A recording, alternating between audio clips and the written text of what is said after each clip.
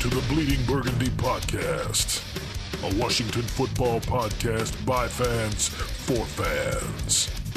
With your hosts, Jessy Martin. You want to play rough? Okay. Say hello to my little friend. John Taman. Quiet, numbskulls, I'm broadcasting. And Keith Gray. The King, your majesty.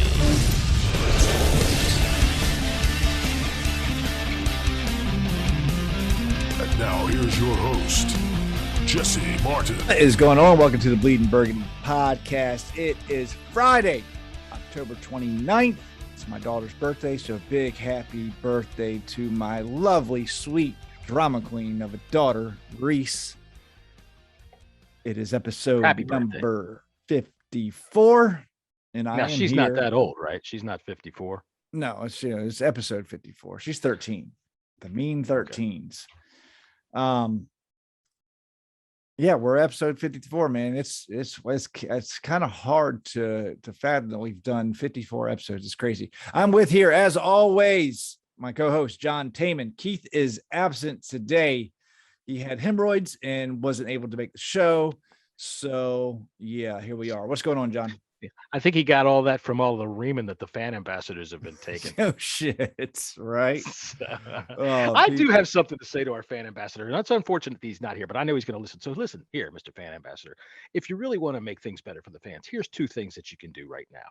Go to these people that who are in charge of staging the game, the ones that are in charge of doing the extra special little tiny shit that makes it seem like it's something exciting, and tell them, A, when we get a first down, this stupid fucking Super Mario Brothers noise has to go. My God, so we're annoying, not 10 years old. We're fucking. It's like, Jesus Christ, we're at a football game, right? I feel like I should have a petting zoo there or something, or a bouncy house. The other thing is, when we're getting ready to kick off, when the Patriots come on the field, what do they play? Right? When they come out of the tunnel, what music is playing? You've seen them a million times. The Patriots, Crazy Train. They play Ozzy Osbourne. Oh, yeah, Crazy Train. Right? Yeah. Have you ever seen the Wisconsin jump around when everybody in the stadium does the jump around? That's amazing. What do we play? We play Sweet Child of Mine. Yeah.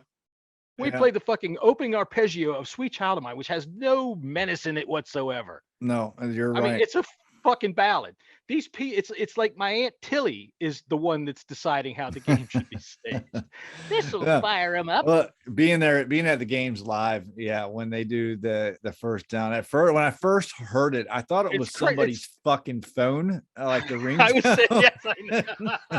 I was like, that's loud. That's fucking loud. Damn. It must be deaf.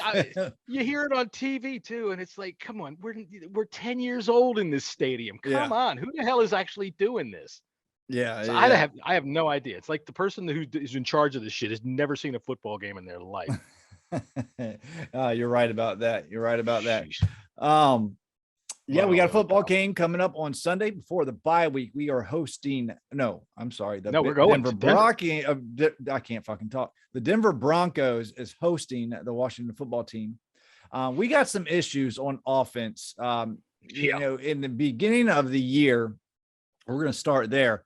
The beginning of the year, we were kind of surprised. The offense seemed to be moving. We were scoring points, but here lately, we've scored 23 points in the past 45 points in the last 3 games. 23 in the last 2. But we're averaging 15 points a game over the last 3 games. I mean, win. The only way you can win in that is if you're playing in the NHL. That's true. Do that, you're winning. So we have issues, and let's try to dive into that a little bit. Where do you think, John, these issues are stemming from? Well, let's see. We've got the quarterback who throws the ball late. He tends to zero in on a single target when we get down close. We fumble the ball when we get down close. And other than Terry, there's really no other threat out there. Diami Brown can't stay on the field. Cam Sims has been in and out of the lineup. Adam Humphries, whatever. But we're just, and where's Curtis Samuel? Oh, my groin. My groin. It's been tweaked again. So that's one of the problems right there is if you're a defense, you really don't have to focus in on a whole lot. And whenever, they give the ball to Gibson, just punch at it. Punch. Yeah, it seems like he's dipping his hands in butter before the game nowadays. Or is it a whole bunch of fucking popcorn? Heineke does seem to have an eye for Terry McLaurin, but he kind of has a right to because he's open all the time. Yeah. The he just throws it late. Exactly. The problem with it is he can't get him the fucking ball on time. Right. And that's still a major issue. But besides Terry, listen, I've liked what I've seen from DeAndre Carter. Sure. I've seen him open quite a few times, and Taylor's just not getting to him. I mean, maybe his first and second and third read is to Terry McLaurin. I don't know. It seems like that's what's going on in his head, but he's not taking as many reads as he was earlier in the year. Though. I don't see him going through his full progressions. Yeah, you're 100% right on that. But I see other players open. I see Adam Humphries open. I see DeAndre Carter open. I even see Ricky Seals-Jones open. But yeah, it seems like he makes the wrong decision, and he has eyes only for Terry. Well, not only that, but when he does, which I can't, like you said, you can't blame him for having eyes for only Terry because A, like I said, he doesn't have too many other secondary weapons so the defense can focus on him. And B, Terry is open. That dude gets open. He runs beautiful routes. The problem is that when he makes his break, the ball should be on its way and it's late. He throws it when he thinks he sees him open, which is way too late. We're not in the schoolyard anymore, Mr. Taylor. You're not down there playing with a bunch of kids who can't make up that speed. By the time you throw it, he's blanketed again. So that I think is the primary thing right there. It would be nice for him to hit the open man.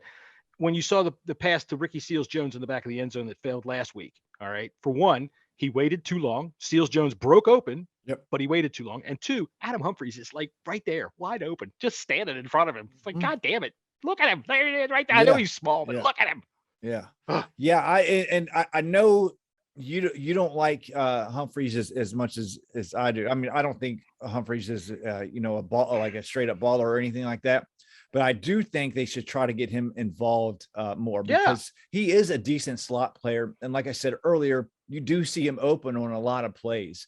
I think they need to, stamp that in practice, like spread the ball around. It's going to make it easier on Terry. Even Terry gets bracketed a lot, but he still gets open. But if you spread the ball around, they're going to have to pay attention to other receivers. That's plain and simple. Right. I mean, I didn't really much like the Adam Humphries signing, and through preseason I wasn't really thrilled with him. I thought, what is that? But he hasn't done anything wrong this season. He's had chances when he's got the ball. He's got the ball. He makes his catch. Nothing catastrophic. So I've seen him open. Throw him the ball, or at least try to distribute the ball a little bit better. But it's almost like Taylor gets the yips when he gets down close. Last week better not weigh on him. It better not weigh on him. They better not think about a single one of those red zone trips last week they had against the Packers. Don't even think about it. Let's move to the red zone real quick. We better score. I mean, listen, last week was so fucking frustrating in the red zone, and the pile on it is that Green Bay allowed 15 possessions in the red zone to score to score points. 15 out of 15 was like the cheapest slut that you've ever known that would fuck everybody but you. Exactly. That's how they were. She was like, no, you're not getting in here.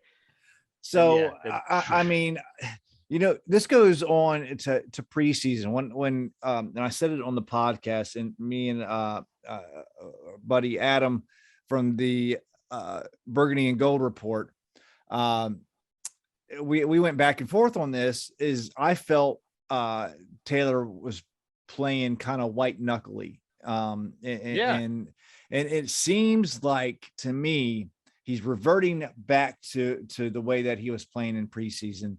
That was kind of scary. He's getting too antsy in the pocket, and I love the way he ran for 95 yards, and that's great. Last week he did. That's what the 40-yard run was sweet. Yeah, that's what we want. But he seems like he's starting to panic a little bit, and I don't know what the fuck happened on his run or why he dived early. Someone was trying to make an argument that he was about to get blown up in the end zone when the guy was fucking 5 to 7 yards away. That's not even an argument. Went back and watched it a couple of times. There's no fucking way. Not even that, but this is a guy that dove 4 yards for the pylon while the Buccaneers were exactly. Him. He's not afraid. That's that right he just, there. He didn't know the rule. That he right didn't there. realize that if he went forward, he would be down. Yeah, exactly. That's I bet you what it was. We hashed on that dumbass play enough. So let's move it forward to this one more time. That was a dumbass play. That was a dumbass and play. Now I'm done with it. Well, actually, instead not moving forward, let's talk about the defense and what they've done the past 2 weeks to kind of, I don't know, makes you feel a little bit better about what's going on. I think they played decent during the Kansas City game, and then they kind of fell off after halftime, but well, not they kind gave of. Okay. 500 yards. They dropped off a cliff. The Green Bay game, as we said on our last podcast, I think was the best performance all year round. Okay.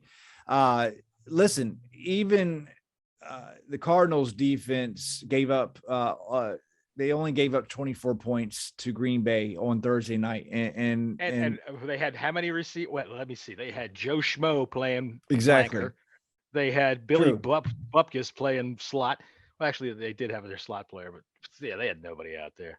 It's Aaron Rodgers. It's Aaron Rodgers. I mean, you got he's going to get his. That's so.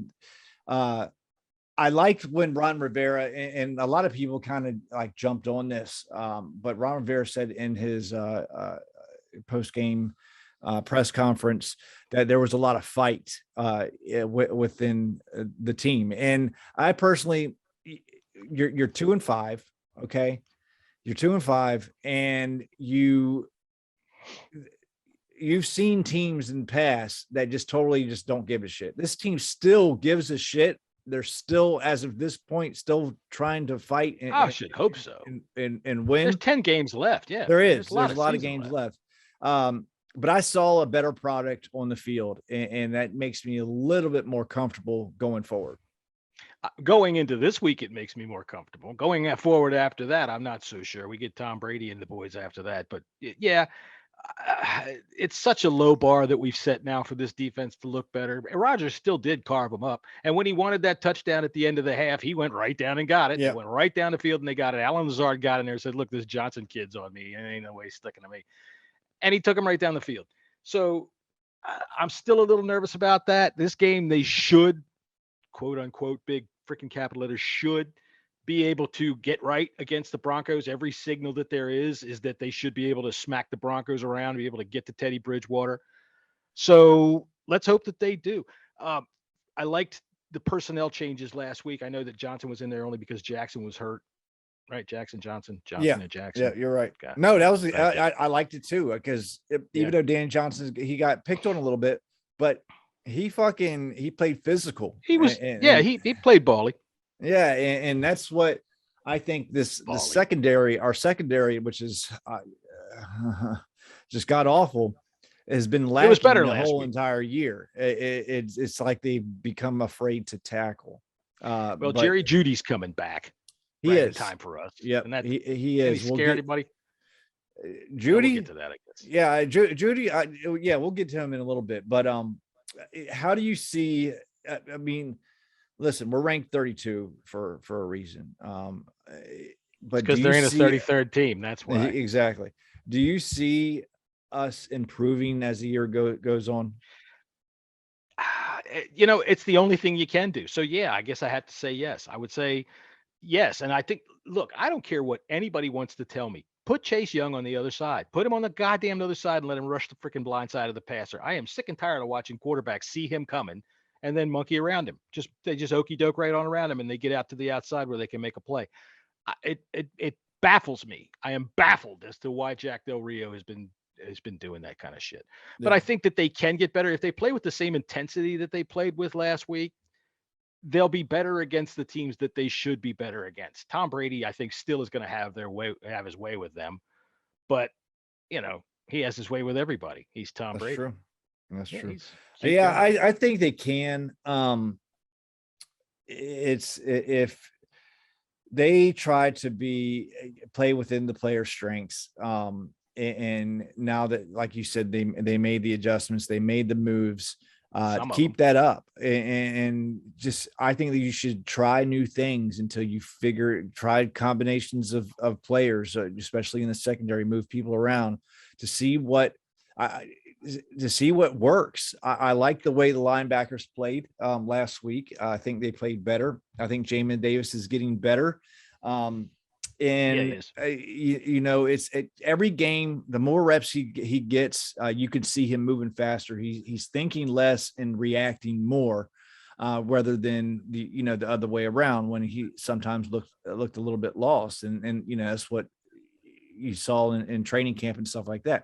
But realistic people knew that it's going to take time for a player like that. You got to be real with yourself, real with the situation. I still have faith that Jamin Davis could be an all-pro type linebacker in the future.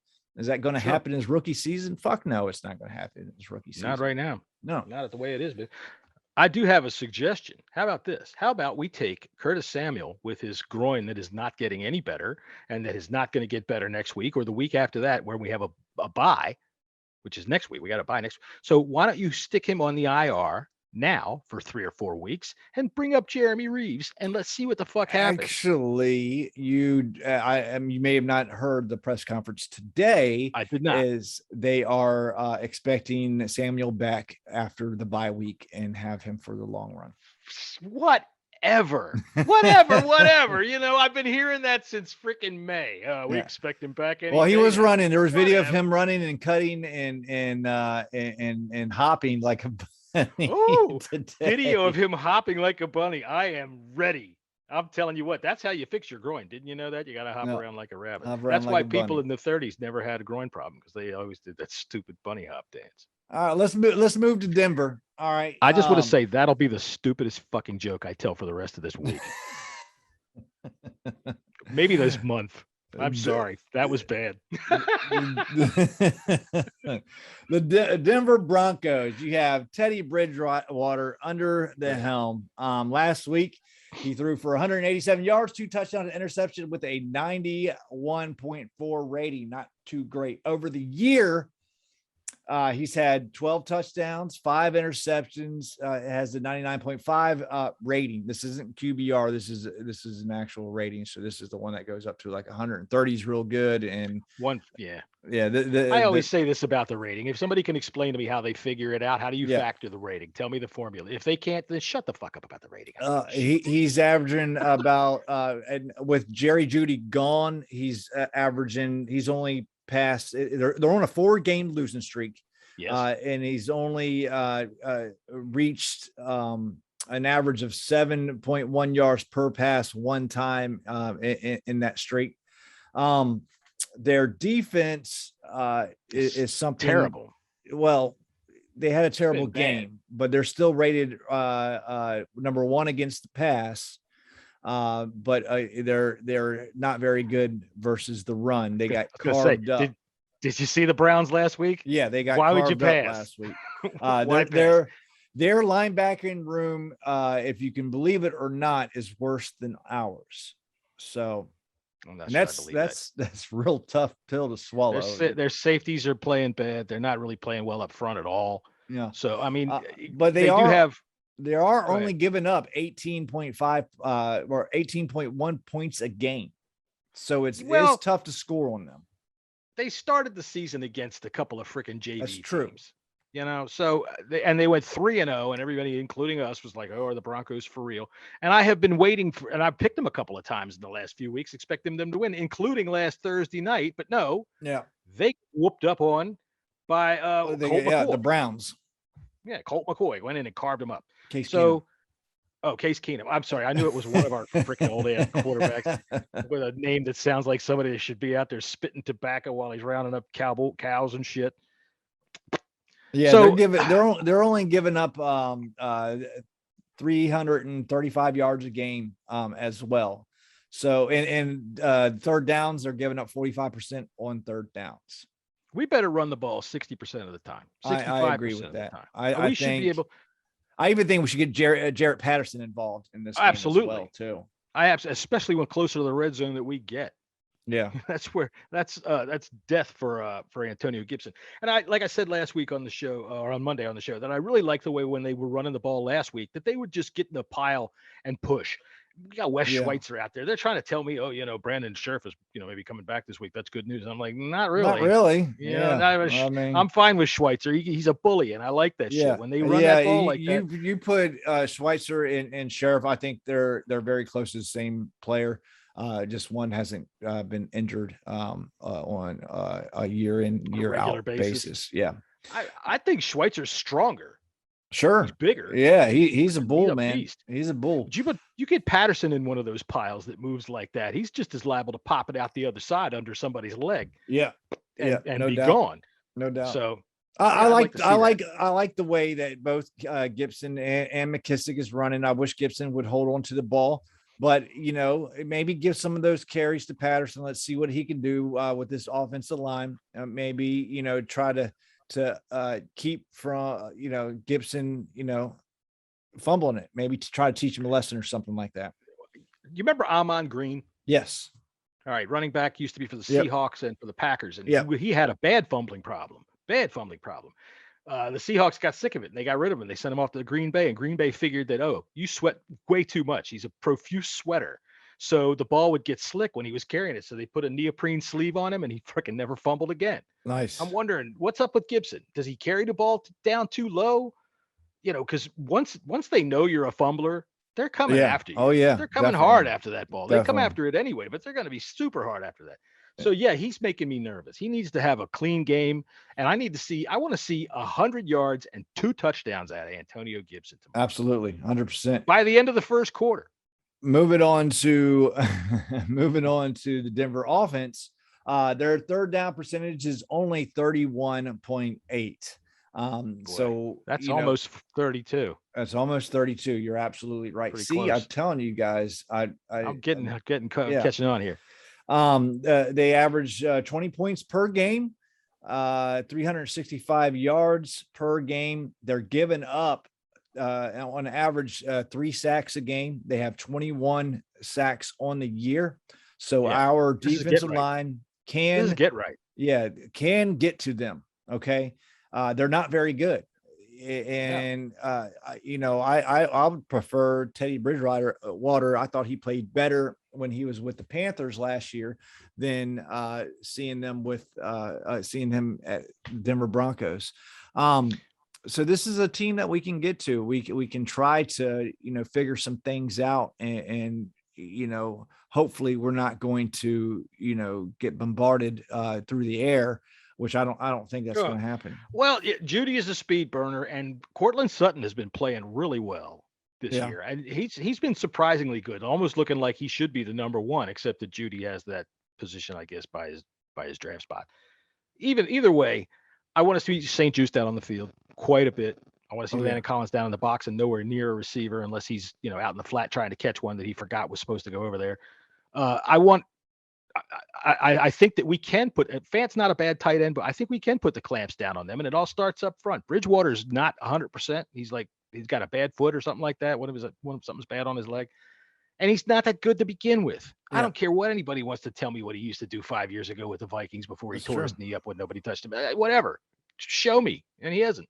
Yeah, you're 100% right. I honestly, I think this is, they have Melvin Gordon and another young Javonte Williams, and he is something. So we do need to be prepared for that, because I think they're going to run the ball a lot. I think this is going to be a running game between both of these teams, and whoever runs it best is going to win it, to be honest with you. They're most likely, one of their game plans would be to run the ball and try to keep our defense on that field in that thin air, trying to breathe. Yeah, I was just going to get to that. How is the elevation in Denver going to affect the team? Ron Rivera and people are giving him shit on this now because he had been talking to scientists and listening to the health professionals saying that the elevation doesn't necessarily affect you for about 24 hours after you are in that area. Yes, the air gets thinner Though, and he said that, I'm going to have oxygen on the side, obviously, but it's you can't go into this thing scared, and people are just like ripping them because they rip everything that Ron Rivera says that comes out of his mouth, because people are fucking idiots. Well, yeah, the people are stupid. We know that. But this business, when the doctors will say that after you've been in this thin air for 24 hours, everything's just fine, which is fine if you're just walking around shopping. But if they're saying you're not going to get extreme effects until hope not. When are they flying until out? after 24 hours is up. Oh, I see. So we're going to fly in quick, play a football game, and win and get out. All right, that'd be a smart idea. I tell you what, have you ever been to the airport in Denver? No. Well, no. Big circus tent? No, I have not. Tell you what, you stand on one side and you look out the window and you can see the Rocky Mountains. They're freaking gorgeous. You turn around and look out the other window on the opposite side, and it is the flatlands for as far as you can see. It's kind of weird. But look, I don't think it's that big of a deal. Terry has asthma. I know that. Yeah. I think that they'll probably be all right with that. The only person I've ever known of that had a problem with it up there was Ryan Clark. Yeah. The sickle cell trait. Mm-hmm. So I don't think it's going to be a problem. Jack Del Rio used to coach up there, and he coached Von Miller, so he should be able to say, here's how you handle yourself as a defensive lineman up here. Oh, speaking of Von Miller, he there's a good shot for him to be coming back and practicing and playing. Right now, there's a 50-50 shot. But what's worse is I just saw right before we came on here, they listed the players that are out and listed the players that are questionable, and Cornelius Lucas is questionable due to illness, non-COVID. If he's out, we are in trouble, especially if all right. Von Miller starts. He's sick, so I'm figuring at the worst. And it's different. Like if you or I get the flu, as opposed to one of them gets the flu.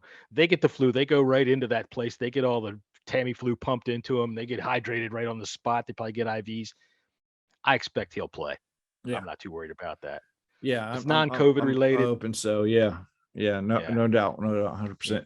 All right, let's move to the keys to the game. How does Washington? We'll start with the offense. How does Washington score points? How do we win this game? How do we score more than Denver?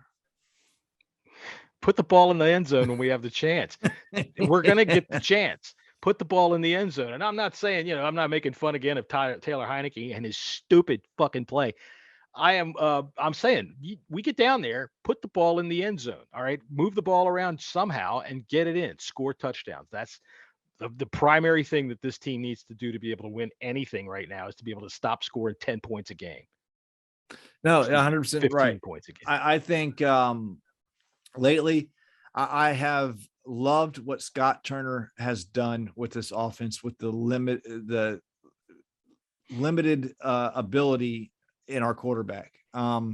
He's given us opportunities, or given the team opportunities to score points. We're moving. I have not had a lot of people have issues with Scott Turner. I just don't, I don't understand. You did at the beginning of the preseason. You had him on the hot seat, but you came around. He's doing all right with what he's got. Yeah. And you can't blame Scott Turner for ineptitude at the quarterback position. It's just, and people that are blaming him, they just don't know what they're looking at.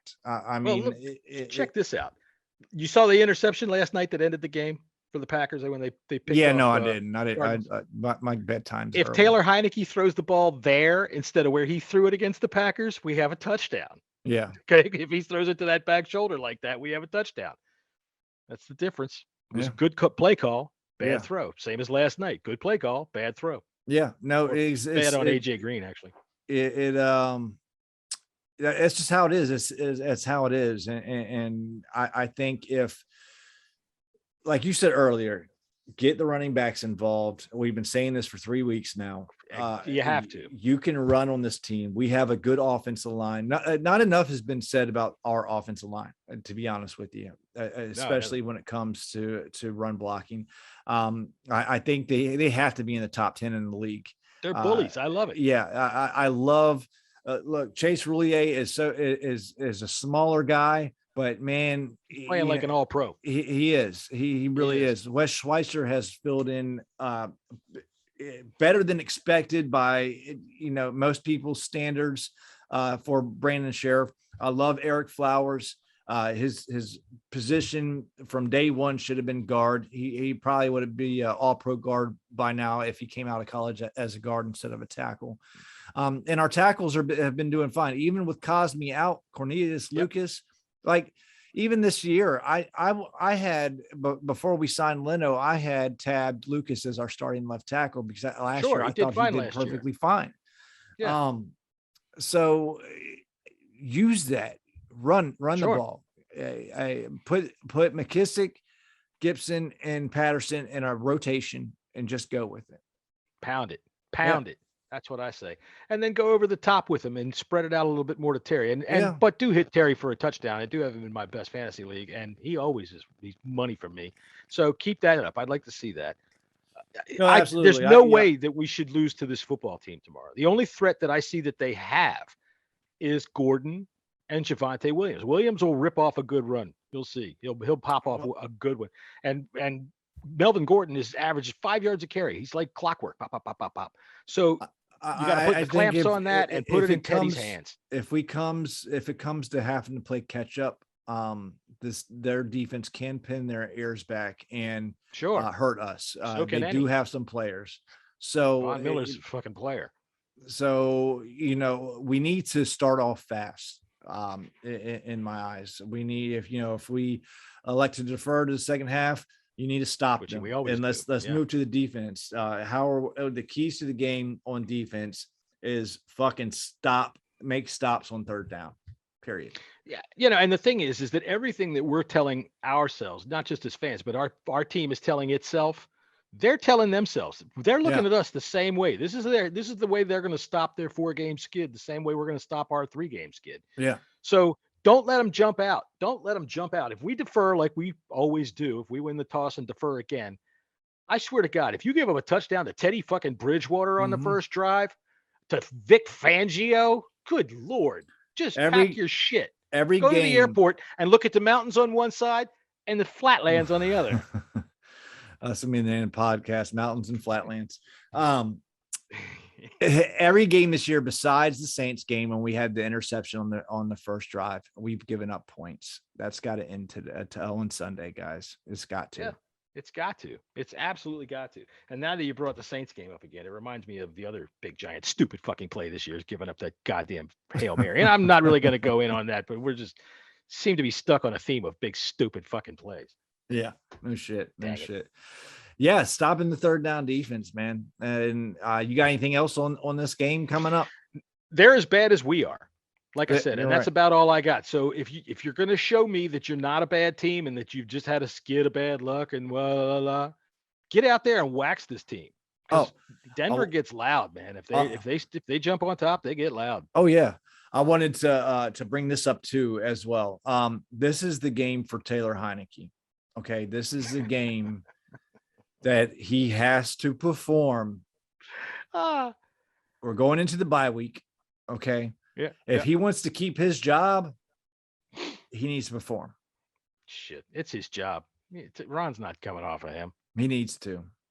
I think I don't come down on Ron a lot, but I think if he has another stinker, especially against this team. Yeah, he makes some bonehead stupid mistakes like he's had in the past couple of games.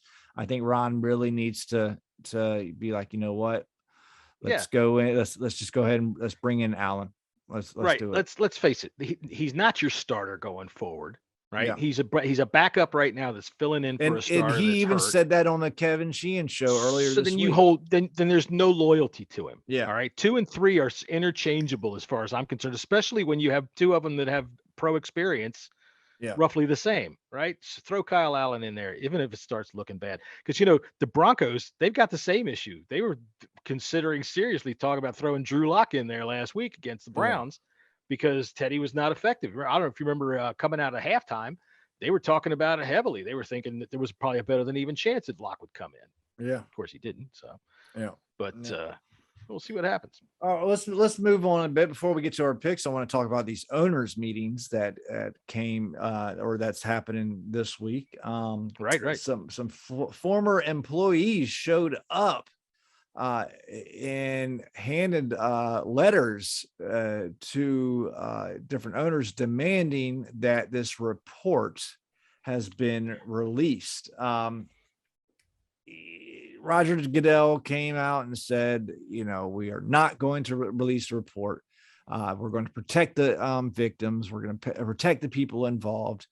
You have the attorney for the 40 women that's come up saying that we're not asking to be protected, but there's other women in there that's that's not being represented by this lawyer. So Goodell's trying to he's just shitting the bed all over the place, in my opinion. Well, he's doing his job, so he's doing just fine for what he's paid for. What do you think about all this, man? I think it's no surprise that the owners are going to cover things for themselves, because that's what they're doing. I think a lot of these people that believe that there should be something going on there are really just, I don't know why this is doing this to me. They're really just kind of fooling themselves. I think that they feel like there's a lot of people out there that I really think believe that Roger Goodell is the NFL and that his office is somehow separate of theirs. And it's like, he's their lawyer. He is their attack dog. He is their enforcer. That's what his job is to do. So the fact that they're going to sit there and make this as minimal as possible is no surprise. That's what they've been doing the whole time. I would like to see more of these women come forward and say, anonymity is not required. Please bring it out. Because I hate Dan Snyder. He ruined my football team. I'd like to get rid of him. And, for all these people that are telling me, careful what you wish for, I don't give a fuck. What the fuck do I care? The only thing that would really bother me about it is if they said, we're never going to play another down again. Yeah. And then there's somebody will step into the breach because there's too much money involved. Yeah. There's just way too much money involved. So, we just got to face the facts. It's not going to happen. They're protecting their own. Dan Snyder's not going anywhere. Even with Congress involved, the NFL doesn't have to do shit, and they're going to sidestep and do whatever they can to protect themselves, and that's what they're going to do. Sure. Like I said on Twitter 1,000 times, whatever one of them does whatever they do to one of their own now opens them up to for all of that. And we're talking about sexual impropriety. Yep. You think who is so naive as to think that any of these people don't have tons of this in their past? Shit. And they come from the era where that was acceptable, for one, and they're rich as hell. Exactly. And emails are technically private, even not when they're from the company. Well, the NFL's a private entity. They don't have to do anything. And people need to, I understand. I totally understand and feel for the women that are involved. I wish things were different, but the facts of the matter is they don't have to do shit. They don't. Unless they're subpoenaed, and then at that point it'll just become a rich guy fight, which means, you subpoenaed me. Well, okay, that'll take 3 years before I would do anything. Exactly, because I'm gonna draw out as many fucking ways that I can. So I hate to say it, but I wouldn't expect too much else. This business about Congress getting involved is. I don't expect a thing. Zero, zilch, and I'd put money on it too. Even if there was everything there that is as horrible as everybody says, the second Congress gets involved, it doesn't matter which side. Okay. If this side says we're looking into it, this side says, well, we're going to fuck that up. And if this side's where we're looking into it, this side says, no, the fuck you're not. Yeah. Okay. So that's not going to come to anything. Yeah. And as we've, all seen on the news today, most of these owners are satisfied with the NFL's handling. The NFL's handling of the Dan Snyder the incident. Even Jerry Jones came out, and we're going to give him a phone call in just a moment, but even Jerry Jones said he's very satisfied. The owners are very satisfied. We got one owner Mark Davis is not satisfied because he had to let go of his coach that, they're in the midst of a season. Mark Davis. I swear to God. Had that man not owned a mirror? Does he not have any self-awareness? He looks like whatsoever? A big penis. Like his Did you see? it just looks like a penis. I'm waiting for pee to come out of it every time I look at him. Picture of him that they had on Twitter from when he made his comment with his book bag on his back. Like, oh my God. It's like he's waiting for his mom to pick him up. Anyway, so let's go ahead and give swear to God, my kid was dropped on his head. Good old Jerry Jones a phone call real quick.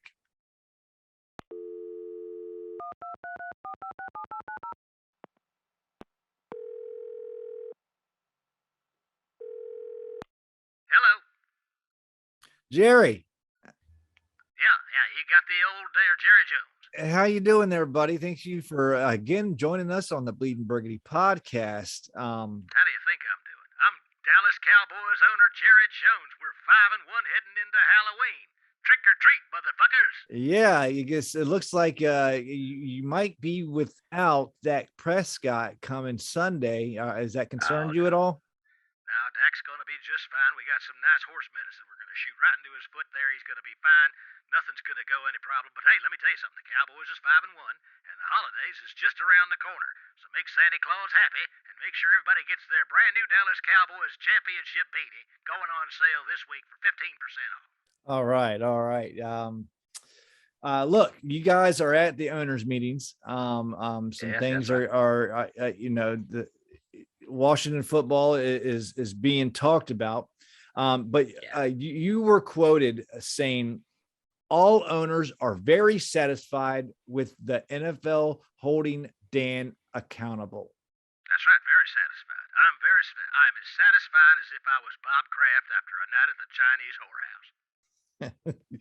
Okay.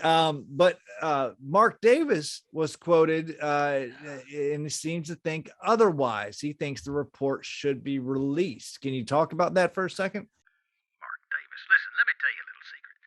Mark Davis's daddy Al, he was very, very, very big in creating the NFL, but he told me one time he was on 6 tabs of microdot LSD and huffing nitrous oxide when he knocked up Mark's mama, and the result is that slope-headed mongoloid that you see down there now. I mean, look at him, goddang it, I swear. When he showed up to the owners' meeting, he had a piece of paper safety pinned to his shirt that said, "My name is Mark," with a phone number on it to call in case of an emergency. Okay. All right. So can you give us any inside information on what the owners really think about the whole Dan Snyder workplace situation? I sure can. I will tell you exactly what we owners think, and I'm going to be quite candid here there, Billy. Nobody, and I mean nobody, wants anybody poking around in their offices looking for sexual impropriety. I mean, look, most of us are men. All of us are just filthy rich, and that means fuck yes. We've all been free with our sexuality. Hell, even the ones who ain't men have been. My God, Martha Ford was a tramp in her day. She'd pull her petticoats up for just about anybody. The only one who doesn't care about any of this is Mark Davis. Because just god dang it, look at him, for crying out loud. How's he going to sexually harass anybody? Who's going to take him seriously? You just say the word boobies nearby and he starts giggling like a little 6-year-old. Jesus Christ. Jerry, Snyder seems to want to be like you when he grows up. How do you think he's doing? Well, I'll tell you what, he tries. I'll give old Dan that. But unfortunately, I don't think he's going to make it. I mean, let's face it. I'm rich and I'm an old man, and more often than not, that means I've done some bad things. But Dan, he's a real scumbag. You know what I'm saying? He's a nasty, dirty, little backstabbing, ankle-biting, double-dealing skunk. And I mean a real ball of lizard shit. Somebody wouldn't sit with him in the same room if they could help it. I'm going to tell you right now. Do you know that the first thing he does when he gets out of bed in the morning is kick an orphan? Oh, Jesus Christ. I did not know that. He does. He keeps him chained up right there beside the bed. Says it's the only way he can get the day started is to hear that little bastard cry. I think it's terrible. So if he grows up to be like me, he'd be definitely doing himself a favor. Fair enough. Fair enough. Do you think those emails, it's like 665,000 of them, will be released? I don't even know what an email is. I'm going to tell you right now. The only thing I know about the email is that I have to click a button when I get one of them that says, yes, I do accept this here password for my new pornography account when I go look at AsianSluts.com or something like that. But other than that, I don't do anything with the email because, as you can see, it gets people in trouble. Fair enough. And if those emails do get released, what do you think will happen? Nothing's going to happen because we're going to cover for them just like it's nothing. This is a good old boys club, and if Martha don't like it, I'm telling you once again, we've got a big table here, and I'm not going to go any further with that. I'm going to tell you right now, ain't nothing going to happen. We might get another coach or two fired, and I think what we'll do is we'll probably have a little contest here at the end of the owners' meeting to find out whose name might be on the chopping block. We'll see. Fair enough. All right. Does Roger Goodell have any control over these owners? Oh, please give me a break. Roger is a good dog. He is. He does what his fans hate him, but he does what I say. And he does just fine. Hang on. What? Okay, all right. I meant to say he does what we say, of course. I swear to God, that John Mara is such a little pussy. I'd take him out back and kick his whitey little giant ass if it wouldn't be all over the papers the next day. Tanya's taking some heat over her comments at the owners' meetings, with some saying she's tone deaf. Is she handling this situation the right way? I got to tell you something there, Bobby. If she's tone deaf or not, I don't care. Me and little Jerry sure would like to take her and give her a ride on my yacht, let me tell you. Show her the sunset. Look, I think she's handling things about as best as she can. I mean, after all, she married that hateful little ugly toad. And this is her first time here with us in all our new capacity. I'll give you a little bit of trivia. This is the first time we ever had to put tampons in the owners' meeting budget. Jesus, I said tampons, and now Mark Davis is over there giggling like a fool. Yes, Mark, I said lady parts. Goddamn little moron. Well, we got a couple fan submissions from Twitter that they have some questions for you. Our first one is from @PickleJake23. Is it true you want to keep Dan Snyder as owner because he's a constant embarrassment, which self-sabotages his team so well that it provides you 2 wins to your schedule each year?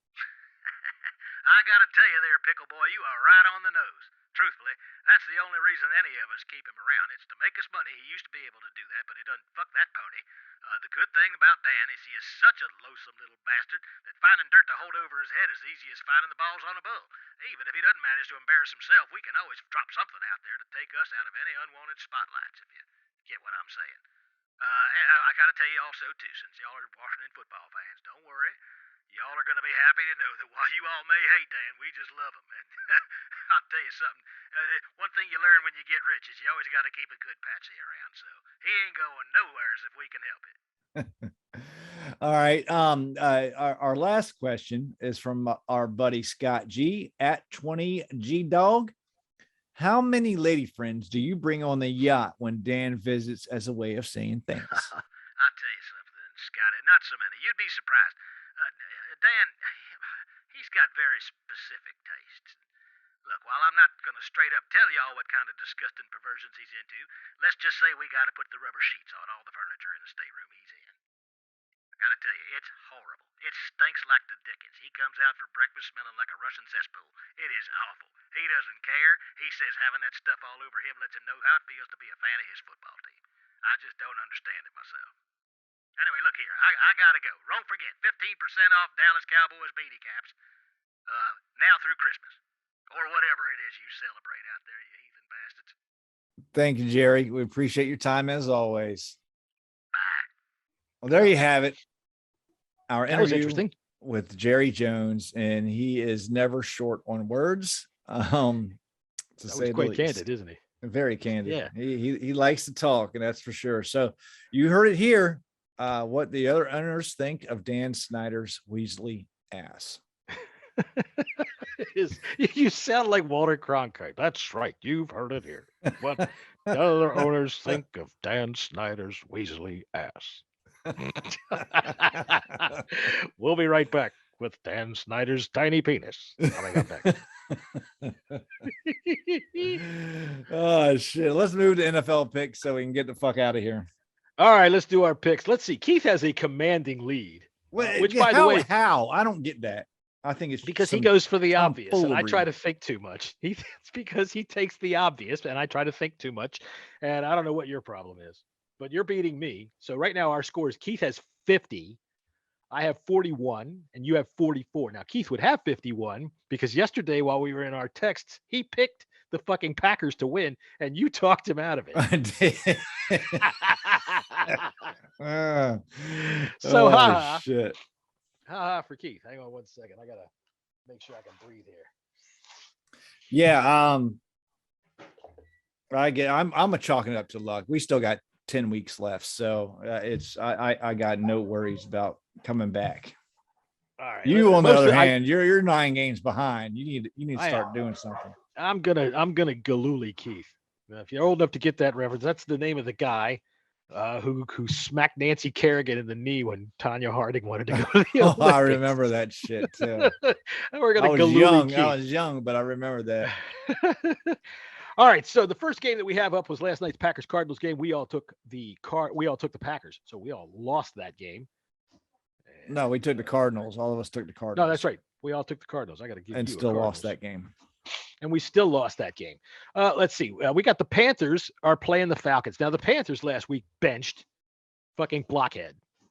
They benched Blockhead. And what makes that even more interesting is when he's benched, other guys think that his head is the bench and they sit on that.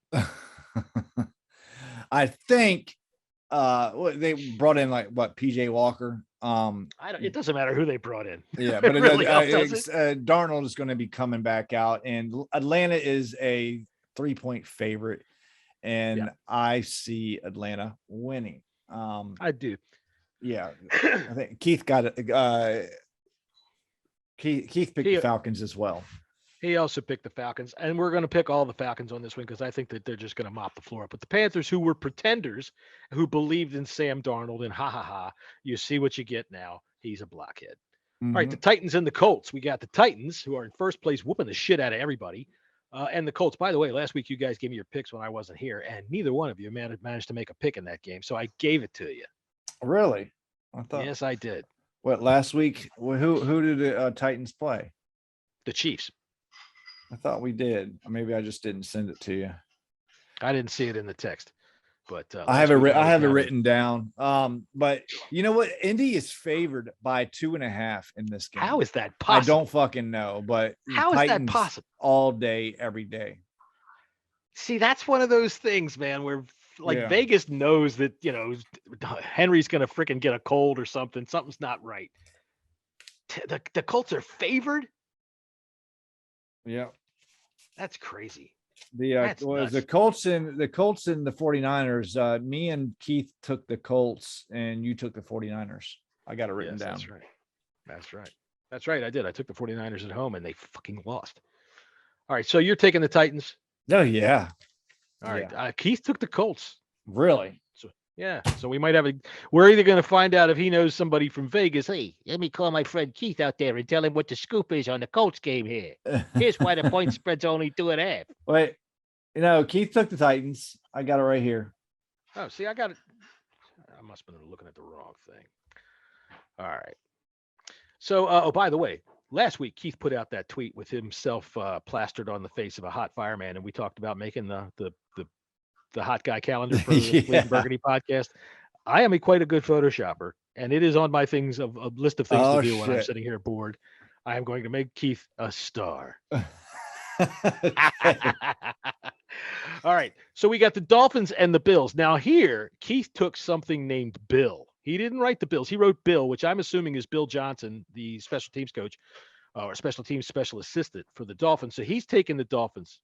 As far as I'm concerned. Okay. Yeah, I got the Bills. Again, spelling counts, buddy. The Bills are favored by 14. Jesus. And they'll probably cover. I think we said so last time too. Yeah. That was when they were playing Houston after they beat Miami by 35. So far, we have all picked the same thing. All right, the Bengals and the Jets, for us to make it a clean sweep yet again, you're taking the Bengals? Oh, yeah, absolutely.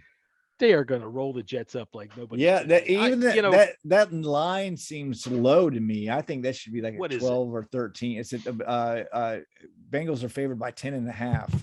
That seems a little bit low. Is Wilson playing? Is he out? Yeah, I think he's playing, as far as I know. Okay.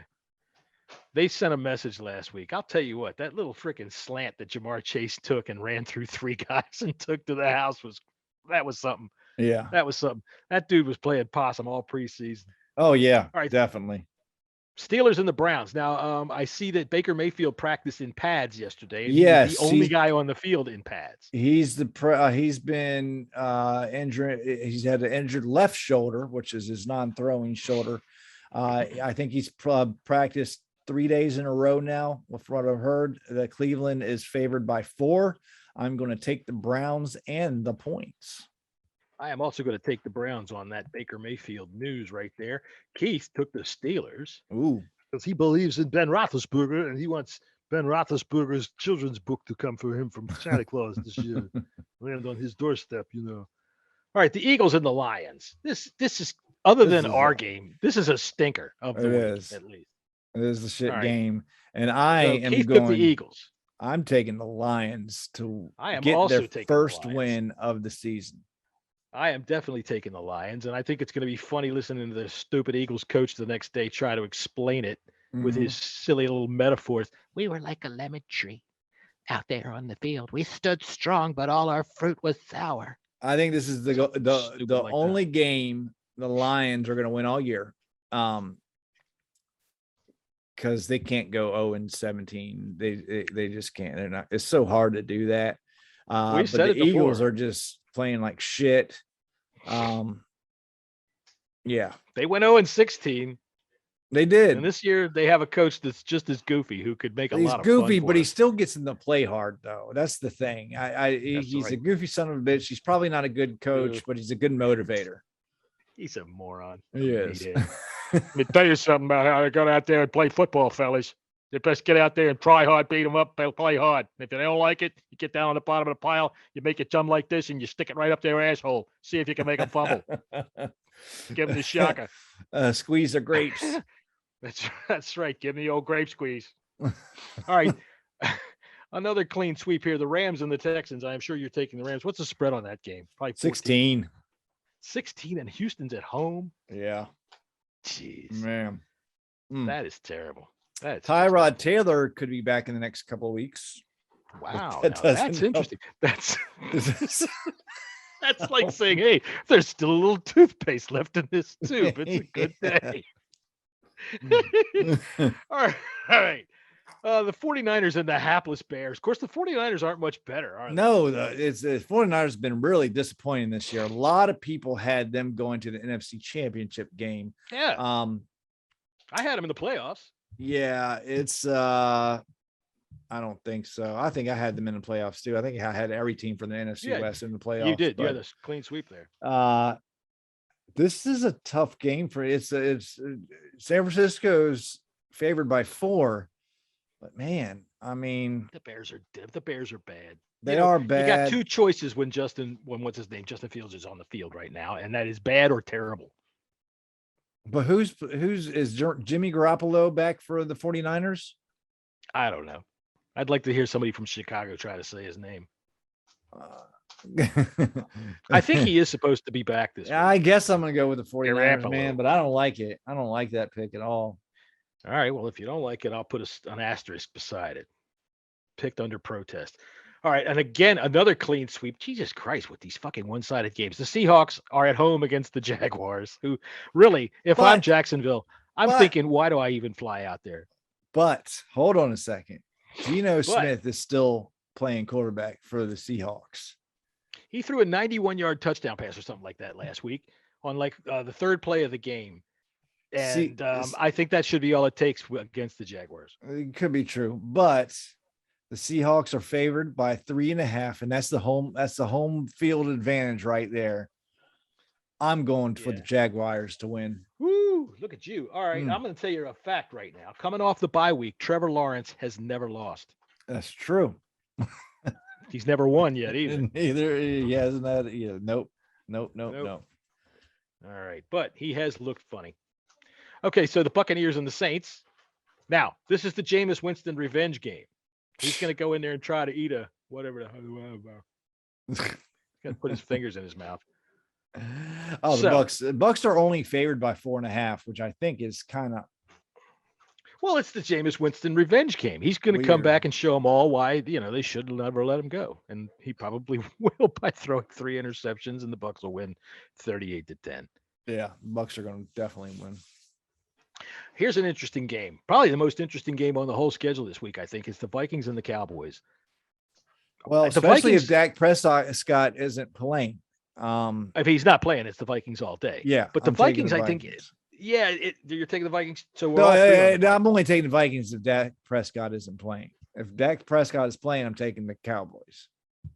I will make a change if Dak Prescott plays, or if he doesn't. Minnesota is favored by 3 right now, so it doesn't look good. Yeah, it doesn't look good for the Vikings. I mean, for the Cowboys for Dak. If Dak was playing, this would be probably a +3 for or a 3-point favorite in the Cowboys way.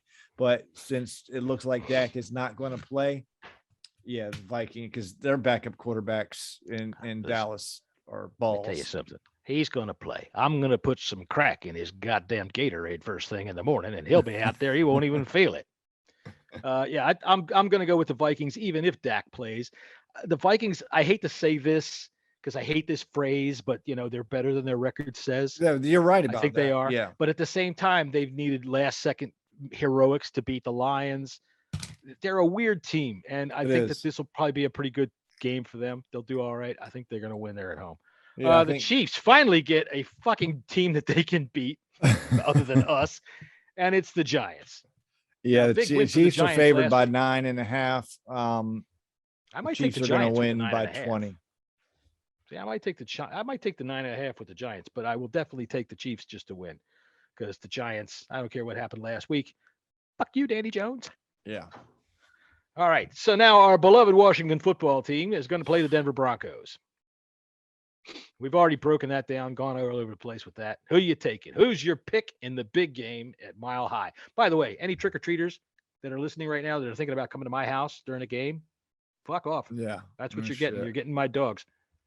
Man, I don't know which way to go to this game. I mean, Denver's favored by 3, but it's a home field advantage favorite. I think it's a push 'em game. Mm-hmm. I hate picking Washington because they're probably going to let me down. If I pick Broncos, the Washington is going to win. So I guess I'll go Washington. Fuck it. Poor you. Oh, it's such a chore. All right, so we're all picking Washington. I think everybody, even the most pessimistic fan, which is you, has picked Washington this week. Yeah, so I mean, this is a must win. Code Red game. Code Red. Yeah. Get right if you're going to have any sort of semblance of a season. If you don't want to be this game right here could break the team. It just take all the wind out of the sails if they can't win this game. Yeah, because next week's probably not very likely that they will win, and you're going to go into the. Well, they're not going to play next week. Oh, that's right. They got to bye week. I always get the bye mixed up. So, yeah.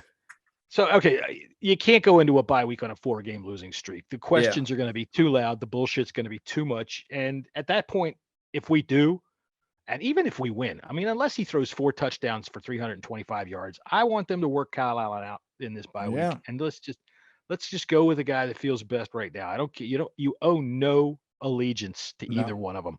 No, you're paying them pennies. In terms of quarterbacks. I mean, so.